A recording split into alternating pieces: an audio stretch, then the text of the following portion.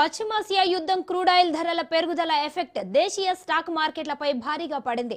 Stock మార్కెట్లు కుప్పకూలడంతో మదుపర్లు ఆందోళన చెందుతున్నారు. నిఫ్టీ ట్రేడింగ్ 700 పాయింట్లకు పైగా నష్టాలతో ప్రారంభం అవ్వగా 2300 పాయింట్లకు పైగా నష్టాల్లో సెన్సెక్స్ ట్రేడింగ్ మొదలైంది. ట్రేడింగ్ స్టార్టింగ్ సెషన్లోనే భారీ నష్టాలు కనిపించడంతో బ్యాంకింగ్ రంగంపై తీవ్ర ప్రభావం పడింది. ఫార్మా, ఆటోమొబైల్ రంగాలు కూడా నష్టాల్లోనే ట్రేడ్ అవుతున్నాయి.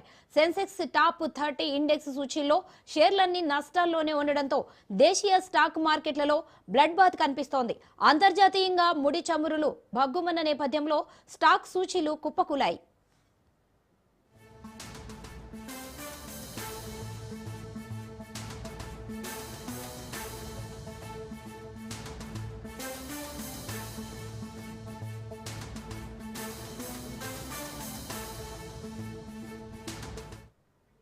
పశ్చిమాసియాలో యుద్ధ పరిస్థితులు, ముడి చమురు ధరల పెరుగుదల భారత్ స్టాక్ మార్కెట్లపై పెను ప్రభావాన్ని చూపాయి. సోమవారం ట్రేడింగ్లో దేశీయ సూచీలు భారీగా కుప్పకూలాయి. ముడి చమురు ధరలు పెరగడం వల్ల షేర్లు, ముఖ్యంగా బ్యాంకింగ్ రంగానికి చెందిన షేర్ల లాభాల మార్జిన్లు తగ్గుతాయన్న భయంతో పతనమయ్యాయి. పశ్చిమాసియాలో ఉద్రిక్తతలు తగ్గే వరకు వొలటాలిటీ ఇలాగే కొనసాగే అవకాశం ఉందని మార్కెట్ విశ్లేషకులు చెబుతున్నారు.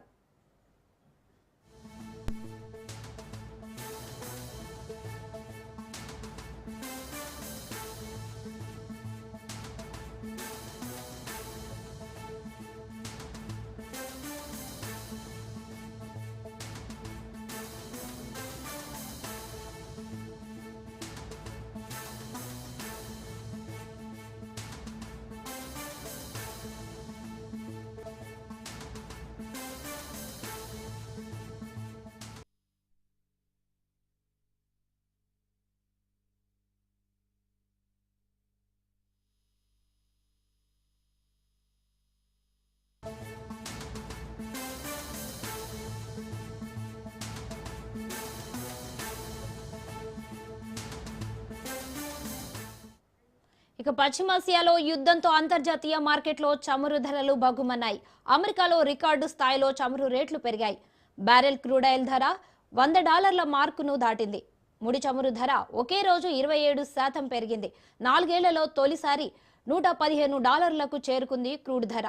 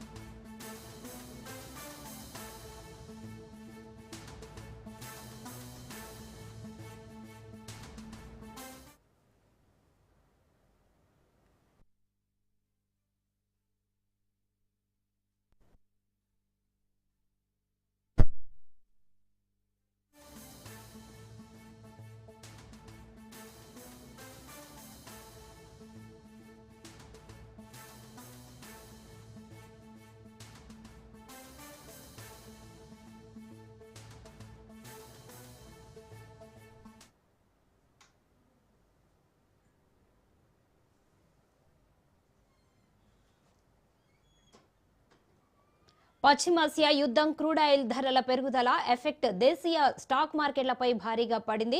స్టాక్ మార్కెట్లు కుప్పకూలడంతో మదుపర్లు ఆందోళన చెందుతున్నారు. ఇదే అంశంపై మా ప్రతినిధి సునీల్ మరిన్ని విశేషాలు అందిస్తారు. సునీల్, అంతర్జాతీయంగా జరుగుతున్న యుద్ధం స్టాక్ మార్కెట్లపై ఎలాంటి ప్రభావం చూపుతోంది? Yes, good morning Teja. మొత్తం మీద పశ్చిమాసియా దేశాలపై జరుగుతున్నటువంటి యుద్ధ ప్రకంపనల నేపథ్యంలో ప్రస్తుతం అయితే క్రూడ్ ఆయిల్ రేట్లు మొత్తం కూడా విపరీతంగా, అంటే ఎన్నడూ లేని విధంగా దాదాపు 4 సంవత్సరాల తర్వాత ఒక్కసారిగా 27% పైగా క్రూడ్ ఆయిల్ ధరలు పెరిగినాయని చెప్పవచ్చు. దీంతో స్టాక్ మార్కెట్ మొత్తం ఒక్కసారిగా కుప్పగూలిపోయాయి. దాదాపు 700 పాయింట్ ఉన్నటువంటి నిఫ్టీ ఒక్కసారిగా 2300 వరకు స్టాక్ మార్కెట్ ధరలు మొత్తం కూడా పూర్తిగా కుప్పగూలిపోయాయి. మనం చూడొచ్చు, గత 10 రోజుల నుంచి కూడా ఇరాన్ వర్సెస్ ఇజ్రాయెల్, అదేవిధంగా అమెరికా 3 దేశాల మధ్య యుద్ధ వాతావరణం నెలకొంది. ఇప్పటికే చాలామంది అటు మొత్తం కూడా చాలామంది సైనికులు, అక్కడ ఉన్నటువంటి ప్రజలు మొత్తం కూడా చనిపోయినటువంటి దృశ్యాలు కూడా మనం చూస్తాం. దీంతో ఒక్కసారిగా చమురు ధరలపై, అంటే మొత్తం మీద ముడి సరుకులకు సంబంధించిన దానిపై కూడా ఒక్కసారిగా దాడులు చేయడంతో ఈ యొక్క క్రూడ్ ఆయిల్కి సంబంధించినటువంటి ధరలు విపరీతంగా పెరిగాయి.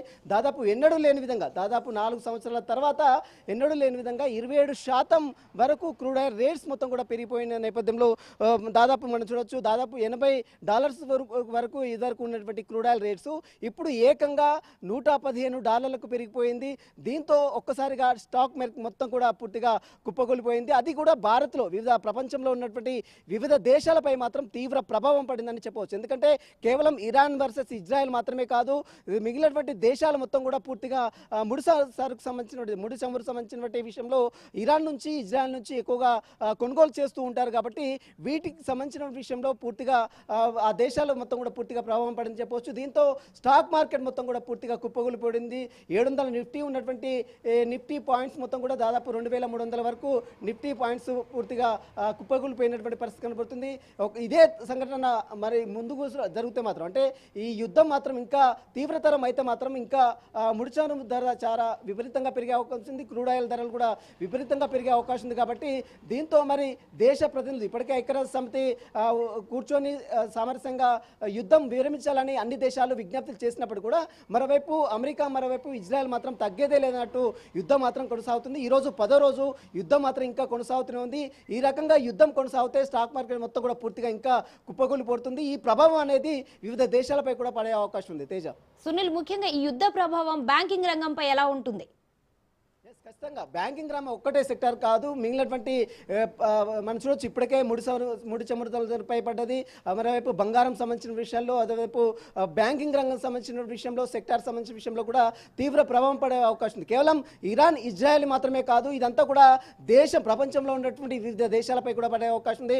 ముఖ్యంగా భారత్లో ఈ యొక్క సంబంధించినటువంటి ముడి చమురు సంబంధించిన దానిపై కావచ్చు, మరోవైపు బ్యాంకింగ్ రంగానికి సంబంధించిన సెక్టార్ సంబంధించిన విషయాలు కావచ్చు, మరోవైపు ట్రేడింగ్ కావచ్చు, మరోవైపు స్టాక్ మార్కెట్స్, ఇవన్నీ కూడా తీవ్ర ప్రభావం పడే అవకాశం ఉంది. కాబట్టి దేశం మొత్తం కూడా దాదాపు మరొక నెల రోజులు ఇదే యుద్ధం కొనసాగితే ఇండియాలో ఉన్నటువంటి పెట్రోల్ ధరలు కావచ్చు, మరోవైపు ఫ్యూడ్ ఆయిల్ ధరలు కావచ్చు విపరీతంగా పెరిగే అవకాశం ఉంది. ఇప్పటికే చాలామంది గ్యాస్ సంబంధించినటువంటి కావచ్చు, అదేవిధంగా చాలామంది క్యూలు కడుతున్నారు. మనం చూడొచ్చు, పెట్రోల్ బంకులలో, గ్యాస్లలో క్యూలు కడుతున్నటువంటి దృశ్యాలు కూడా మనం చూడొచ్చు. కాబట్టి ఇదే కంటిన్యూ కొనసాగితే మాత్రము తీవ్రతరం అయ్యే అవకాశం ఉంది. ఈ ప్రభావం అయితే వివిధ దేశాలతో పాటు భారతదేశంలో ముఖ్యంగా ఇండియా మీద కూడా ఎక్కువగా పడే అవకాశం ఉంది. ఇప్పటికే ఇజ్రాయెల్, ఇరాన్ సామరస్యంగా ఒప్పందం కుదుర్చుకొని చర్చల ద్వారా సమస్యను పరిష్కరించుకోవాలంటూ కూడా ఐక్యరాజ్య సమితితో పాటు వివిధ దేశాలు కూడా మద్దతు ఇస్తున్న నేపథ్యంలో మరి ఈ రేట్ సంబంధించిన విషయంలో ఎలాంటి నిర్ణయం తీసుకుంటారు? ఎందుకంటే ఇప్పటికీ 10 రోజులు అవుతుంది యుద్ధం జరిగి. ఈ యుద్ధం జరగడం వల్ల క్రూడ్ ఆయిల్ రేట్లు పెరుగుతున్నాయి. మరోవైపు స్టాక్ మార్కెట్ మొత్తం కూడా డమాల్మని కుప్పకూలిపోయింది. కాబట్టి ఈ యుద్ధం ఇప్పటికైనా విరమిస్తారా, మళ్ళీ ఈ యుద్ధం కంటిన్యూ కొనసాగిస్తారా అనేది కూడా దేశవ్యాప్తంగా కాదు, ప్రపంచవ్యాప్తంగా ఎంతో అందరూ ఎదురు చూస్తున్న పరిస్థితి మాత్రం కనబడుతుంది. Teja, right, thank you Sunil.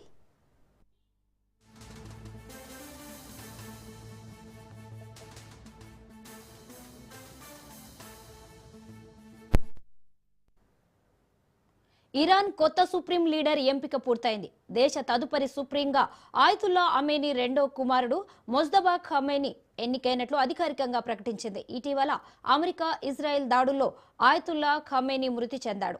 ఆయతుల్లా Khamenei వారసుడిగా మొజ్తబా ఖమేనీ ఎన్నికైనట్లు ఇరాన్ ప్రకటించింది.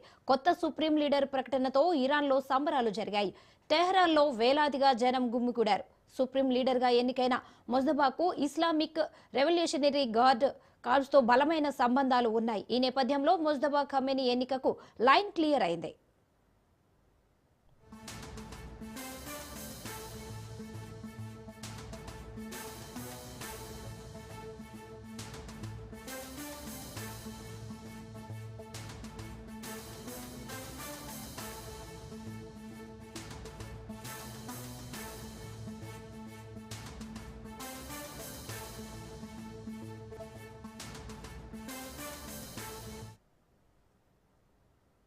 ఇరాన్ కొత్త సుప్రీం లీడర్ ఎన్నికపై అమెరికా అధ్యక్షుడు ట్రంప్ స్పందించారు. తమ అప్రూవల్ లేనిదే ఇరాన్లో ఏ నాయకుడు ఎక్కువ కాలం పదవిలో కొనసాగలేరన్నారు. ట్రంప్ వ్యాఖ్యలతో ఇరాన్ కొత్త సుప్రీం లీడర్పై దాడి జరిగే అవకాశం ఉందా అనే చర్చ జరుగుతోంది.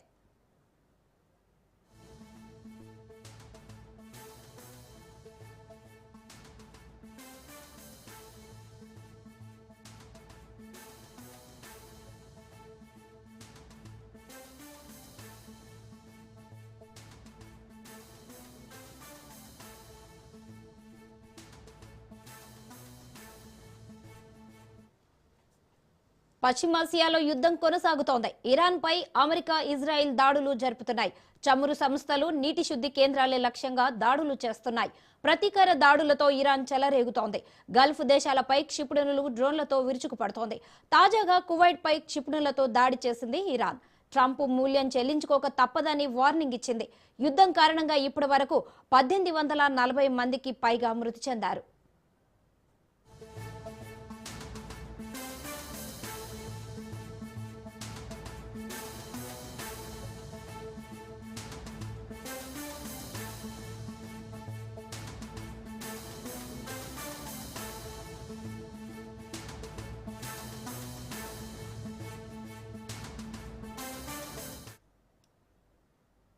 నేటి నుంచి రెండో విడత పార్లమెంటు సమావేశాలు జరగనున్నాయి. ఏప్రిల్ 2 వరకు సమావేశాలు కొనసాగనున్నాయి.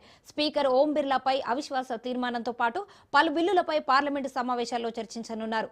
పశ్చిమాసియాలో పరిస్థితిపై నేడు పార్లమెంట్లో భారత విదేశాంగ శాఖ మంత్రి జయశంకర్ ప్రకటన చేయనున్నారు. ఉదయం 11 గంటలకు రాజ్యసభలో, మధ్యాహ్నం 12 గంటలకు లోక్సభలో ప్రకటన చేయనున్నారు.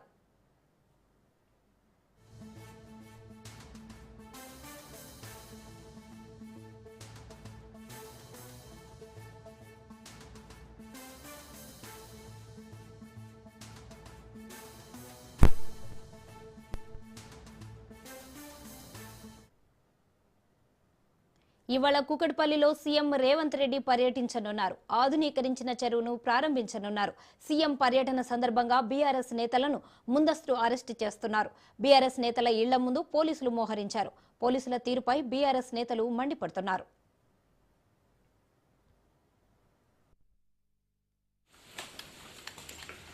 కూకట్పల్లిలో ఉన్నటువంటి బీఆర్ఎస్ నాయకులు ఈ పర్యటనని అడ్డుకుంటున్నటువంటి బీఆర్ఎస్ నాయకులు అందరినీ కూడా ఈరోజు ఎక్కడికక్కడ నిర్బంధిస్తూ ఉన్నారు. కూకట్పల్లి గ్రామస్తులను నిర్బంధిస్తూ ఉన్నారు. భూములు కోల్పోయినటువంటి కూకట్పల్లి గ్రామస్తులు ఈరోజు మాకు పరిహారం ఇవ్వాలని చెప్పి అడిగినా కూడా వాళ్ళకి పరిహారం ఇవ్వకుండా వాళ్ళని ఎక్కడికక్కడ నిర్బంధిస్తున్నటువంటి పరిస్థితి చూస్తూ ఉన్నాం. కూకట్పల్లి గ్రామస్తులను నిర్బంధించి కూకట్పల్లి గ్రామంలోనే ఈరోజు బహిరంగ సభ నిర్వహించాలని ఈరోజు రేవంత్ రెడ్డి గారు చూస్తూ ఉన్నారు. చెయ్యని అభివృద్ధి వాళ్ళ ఖాతాలో, బీఆర్ఎస్ ప్రభుత్వంలో జరిగినటువంటి అభివృద్ధిని ఈరోజు కాంగ్రెస్ పార్టీ వాళ్ళ ఖాతాలో వేసుకునేటువంటి ప్రయత్నం చేస్తూ ఉన్నది. ఈరోజు కూకట్పల్లి ప్రజలకు అందరూ కూడా తెలుసు, రేవంత్ రెడ్డి గారు ఈరోజు నిర్బంధ పాలన విధించి 144 సెక్షన్ విధించి ఈరోజు కూకట్పల్లిలో బహిరంగ సభ నిర్వహించాలని చూస్తూ ఉన్నారు. ఈరోజు కూకట్పల్లిలో ఉన్నటువంటి బీఆర్ఎస్ కూకట్పల్లిలో సీఎం రేవంత్ రెడ్డి పర్యటన నేపథ్యంలో బీజేపీ నేత మాధవరం కాంతారావును పోలీసులు హౌస్ అరెస్ట్ చేశారు. నల్లచెరువు ప్రారంభోత్సవాన్ని రైతులతో అడ్డుకుంటామని కాంతారావు పిలుపునిచ్చారు. కాంగ్రెస్ ప్రభుత్వం తీరుపై బీజేపీ నేత మాధవరం కాంతారావు ఆగ్రహం వ్యక్తం చేశారు. నల్లచెరువు సుందరీకరణకు బీజేపీ వ్యతిరేకం కాదని, అయితే గ్రామ రైతుల పట్టా భూములను ఎలాంటి నోటీసులు లేకుండా స్వాధీనం చేసుకున్నారని మాధవరం కాంతారావు ఆరోపించారు. రైతులకు సరియైన పరిహారం ఇవ్వకుండా భూములు తీసుకోవడం అన్యాయమన్నారు. ఈ అంశంపై కోర్టులో కేసు కొనసాగుతున్నప్పటికీ సీఎం ప్రారంభోత్సవం చేయడం తగదన్నారు. సున్నం చెరువు సర్వే నెంబర్లు 29, 30లో కబ్జాలు జరుగుతున్నాయని చెప్పినా చర్యలు లేవన్నారు. ఉన్న వాళ్లకు ఒక న్యాయం, లేని వాళ్లకు మరో న్యాయం చేస్తున్నారని విమర్శించారు.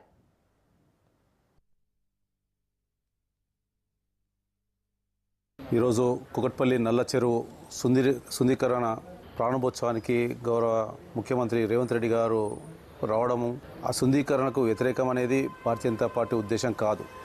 కానీ గ్రామంలో ఉన్న రైతుల యొక్క పట్టా భూములను ఎటువంటి నోటీసులు లేకుండా లాక్కొని సుందరీకరణ చేశారు. కానీ రైతుల యొక్క సమస్య పట్టించుకుంటే ఎవరు ఏమనకపోయేది కాదు. ఈరోజు రైతుల సమస్య తీవ్రతరంగా ఉన్నది. వాళ్ళకి ఎటువంటి నోటీసులు ఇవ్వలే, కనీసం కాంపన్సేషన్ ఇస్తామని కూడా ముందుకు రాలే. బాధితులందరూ కూడా కోర్టులో వేస్తే కోర్టులో కేసు నడుస్తూ ఉన్నది. ఆ కేసును కూడా ధిక్కరించి రాష్ట్ర ముఖ్యమంత్రి రావడం అనేది అది సిగ్గుచేటు. అమానుషంగా వచ్చి ఇండ్లన్నీ గూలగొట్టి మీరు కబ్జా చేసారు. నల్ల చెరువు అనేది పట్టాభూమి అనేది అందరికీ తెలుసు. వాళ్ళకు భరోసా ఇవ్వకుండా, వాళ్ళకు కాంపన్సేషన్ ఇవ్వకుండా ఈరోజు రాష్ట్ర ముఖ్యమంత్రి స్వయాన కోర్టును ధిక్కరించి ప్రారంభోత్సవం చేయడం అనేది అది చాలా దురదృష్టకరమైన విషయం. భయపడి ఆత్మహత్య చేసుకున్నది బుచ్చమ్మ అనే మహిళ. వాళ్ళని కూడా పరామర్శించిన పాపన లేదు, వాళ్ళకు ఏమన్నా కాంపన్సేషన్ చేయాలనే ఆలోచన కూడా లేదు. మరి ఇలాంటి భయభ్రాంతులతో ఈ హైడ్రా నడుస్తూ ఉన్నది. దానికి మరి రాష్ట్ర ముఖ్యమంత్రి అయ్యుండి మరి ఇక్కడ ఉన్న రైతులకు న్యాయం చేసినాకనే ప్రారంభోత్సవం చేయాలి. చనిపోయిన మహిళకు ఏదన్నా కాంపన్సేషన్ ఇవ్వాలని చెప్పేసి ఆలోచన కూడా లేదు అంటే ఇది ఎక్కడి ప్రజాపాలన?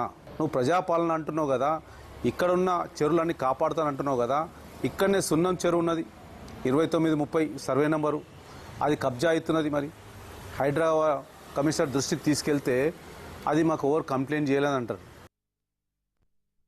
యాదాద్రి జిల్లా మోత్కూరు రామలింగేశ్వర స్వామి జాతరలో అపశృతి చోటు చేసుకుంది. స్వామివారిని మోస్తూ అగ్నిగుండం దాటుతుండగా భక్తుల మధ్య తోపులాట జరిగింది. ఈ సమయంలో పలువురు భక్తులు అగ్నిగుండాలో పడిపోయారు. ఇద్దరికి తీవ్ర గాయాలు కావడంతో అధికారులు ఆసుపత్రికి తరలించారు.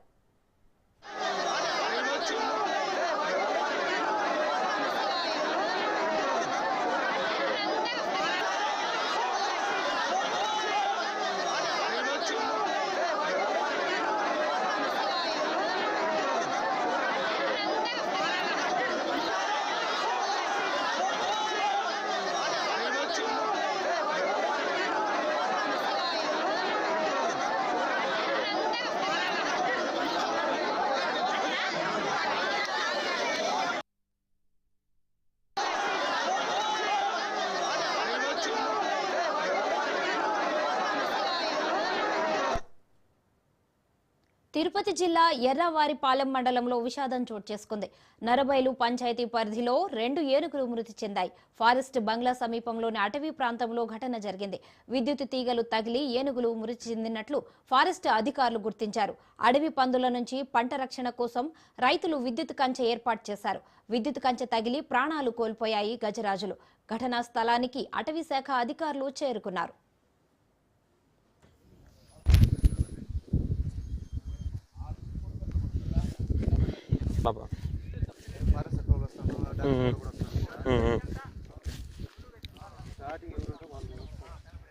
కూడా వేగించే కావాలి నన్ను, ఎందుకని పెడతానా.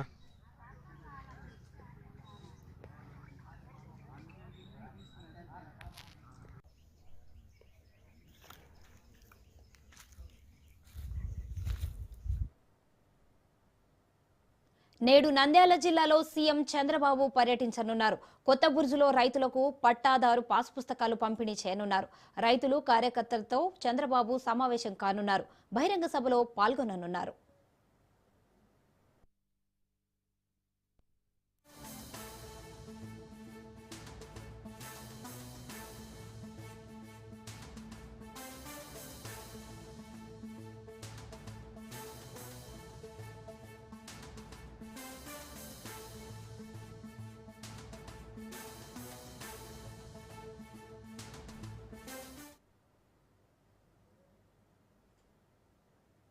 T20 ప్రపంచ కప్ ఫైనల్లో టీమిండియా మరోసారి విశ్వరూపం చూపించింది.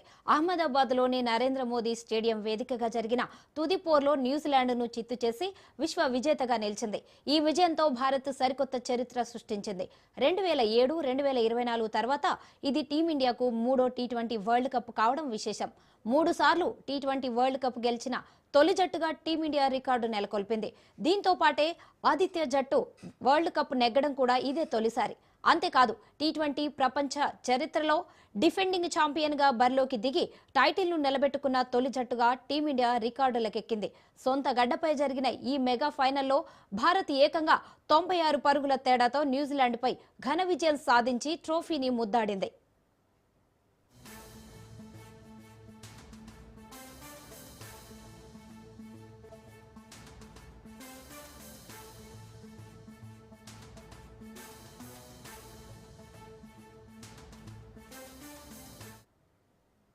256 పరుగుల భారీ లక్ష్యంతో బరిలోకి దిగిన న్యూజిలాండ్ ఏ దశలోనూ పోటీ ఇవ్వలేకపోయింది. భారత బౌలర్ల ధాటికి కివీస్ బ్యాటర్లు పెవిలియన్కు క్యూ కట్టారు. భారత పేస్ దళపతి జస్ప్రీత్ బుమ్రా తన మ్యాజిక్ బౌలింగ్తో కివీస్ పతనాన్ని శాసించాడు. కేవలం 15 పరుగులిచ్చి 4 కీలక వికెట్లు పడగొట్టి ప్రత్యర్థి వెన్నువిరిచాడు. న్యూజిలాండ్ ఇన్నింగ్స్లో వికెట్ కీపర్ టీమ్ 52 పరుగుల కెప్టెన్ మిచెల్ శాంటన్ మాత్రమే పోరాడారు. వీరిద్దరూ మినహా మిగిలిన బ్యాటర్లు ఎవరూ క్రీజ్లో నిలవలేకపోయారు. ముఖ్యంగా డారిల్ మిచెల్, ఫిన్ ఎలెన్, రచిన్ రవీంద్ర వంటి స్టార్ ప్లేయర్లు విఫలమవడంతో కివీస్ 19 ఓవర్లలో 159 పరుగులకే ఆల్అవుట్ అయింది. భారత బౌలర్లలో బుమ్రా 4, పటేల్ 3 వికెట్లు పడగొట్టగా హార్దిక్, వరుణ్ చక్రవర్తి, అభిషేక్ శర్మ త్వరలో వికెట్ దక్కించుకున్నారు.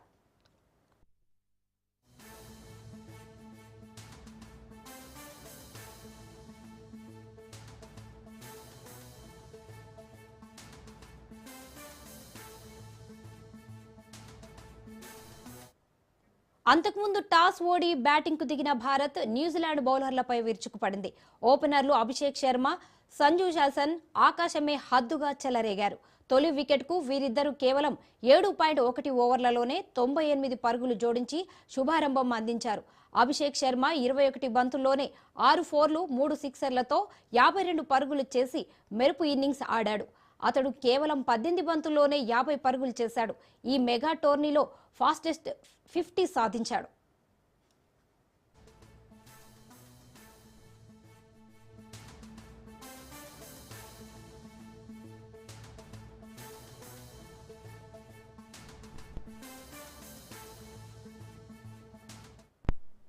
ఆ తర్వాత ఇషాన్ కిషన్ 54 పరుగులతో కలిసి సంజు శాంసన్ స్కోర్ బోర్డును పరుగులు పెట్టించాడు.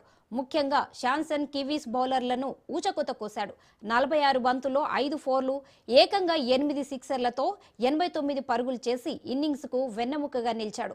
చివర్లో శివం దుబే ధాటిగా ఆడడంతో భారత్ నిర్ణీత 20 ఓవర్లలో 5 వికెట్ల నష్టానికి 255 పరుగుల భారీ స్కోర్ను సాధించి సూర్యకుమార్ యాదవ్ డకౌట్ అయిన టీమిండియా సమిష్టి ప్రదర్శనతో మూడోసారి ప్రపంచ కప్ను కైవసం చేసుకుంది.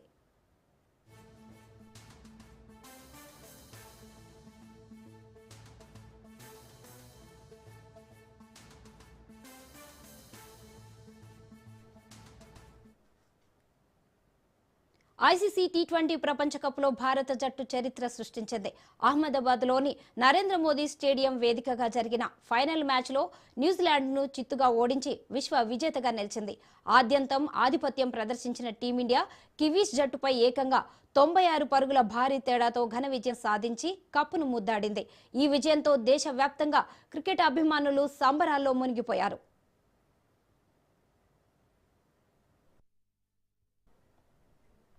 భారత జట్టు సాధించిన ఈ అద్భుత విజయంపై ప్రధాని నరేంద్ర మోదీ హర్షం వ్యక్తం చేశారు. ఛాంపియన్స్ టీ20 వరల్డ్ కప్ గెలిచిన భారత జట్టుకు హృదయపూర్వక అభినందనలు అంటూ ప్రధాని ప్రశంసించారు. ఈ గెలుపు జట్టు అద్భుతమైన నైపుణ్యాలు, దృఢ సంకల్పం, టీం వర్క్కు నిదర్శనమని మోడీ అన్నారు.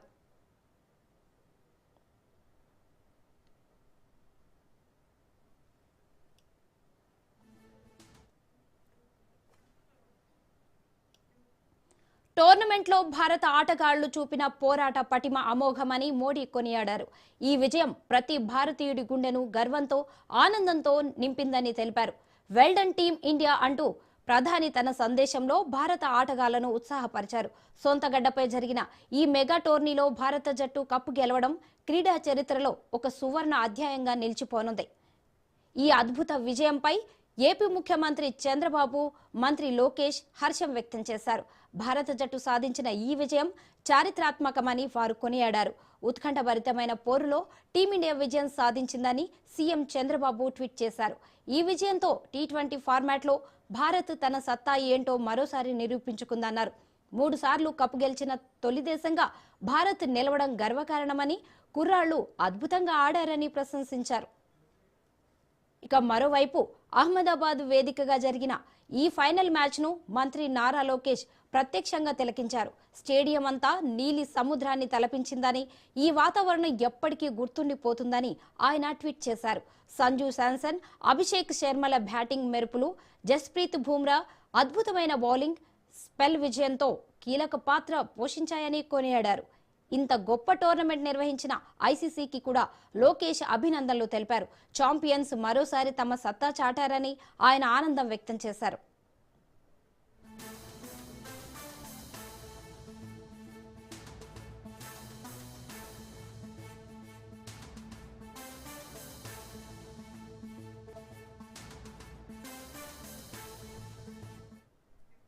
తెలంగాణ ముఖ్యమంత్రి Revanth Reddy T20 world cup champion జట్టు భారత క్రికెట్ జట్టుకు హృదయపూర్వక అభినందనలు తెలియజేశారు.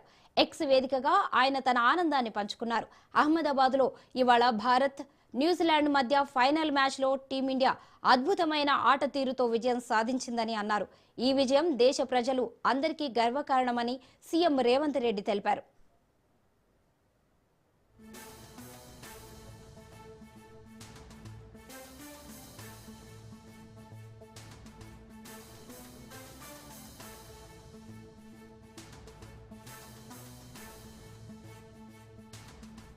టీ20 వరల్డ్ కప్ లో భారత్ విజయం సాధించిన సందర్భంగా వైసీపీ అధినేత మాజీ సీఎం వైఎస్ జగన్మోహన్ రెడ్డి హర్షం వ్యక్తం చేశారు. కెప్టెన్ సూర్యకుమార్ యాదవ్ తో పాటు మొత్తం టీమిండియాకు ఆయన శుభాకాంక్షలు తెలిపారు. అద్భుతమైన ఆట తీరు కనబరిచిన అభి, సంజు శాంసన్, ఇషాన్ కిషన్లకు ప్రత్యేక అభినందనలు తెలిపారు. దేశమంతా గర్వపడేలాంటి విజయం సాధించారు. ఈ గెలుపు ప్రతి భారతీయుడి హృదయాన్ని ఆనందంతో నింపిందన్నారు.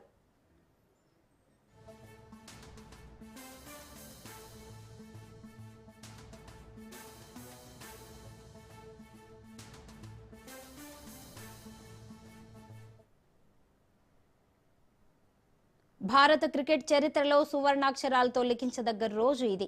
అహ్మదాబాద్లోని నరేంద్ర మోదీ స్టేడియం వేదికగా జరిగిన ఐసీసీ టీ20 ప్రపంచ కప్ 2026 ఫైనల్ పోర్లో టీమిండియా అద్భుత విజయాన్ని నమోదు చేసింది.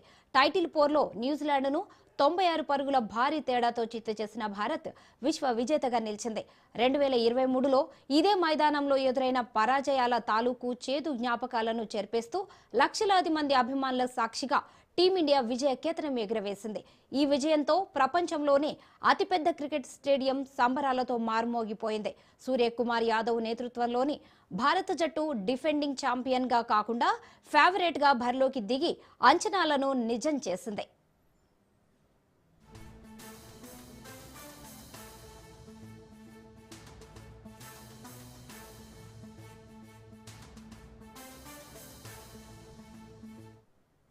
ఒకే విజయంతో 3 రికార్డులను భారత్ లిఖించింది. ఈ ఫైనల్ మ్యాచ్లో గెలుపు ద్వారా టీమిండియా ఒకేసారి 3 అరుదైన మైల్ రాళ్లను అధిగమించింది. టీ20 ప్రపంచ కప్ చరిత్రలో ఇప్పటి వరకు ఏ జట్టు వరుసగా 2 సార్లు కప్పు గెలవలేదు. 2024లో ఛాంపియన్గా నిలిచిన భారత్ ఇప్పుడు 2026లో కూడా టైటిల్ గెలిచి టైటిల్ను డిఫెండ్ చేసుకొని తొలి పురుషుల జట్టుగా రికార్డు సృష్టించింది. తద్వారా ఈ ఫార్మాట్లో తమకు తిరుగులేదని నిరూపించుకుంది.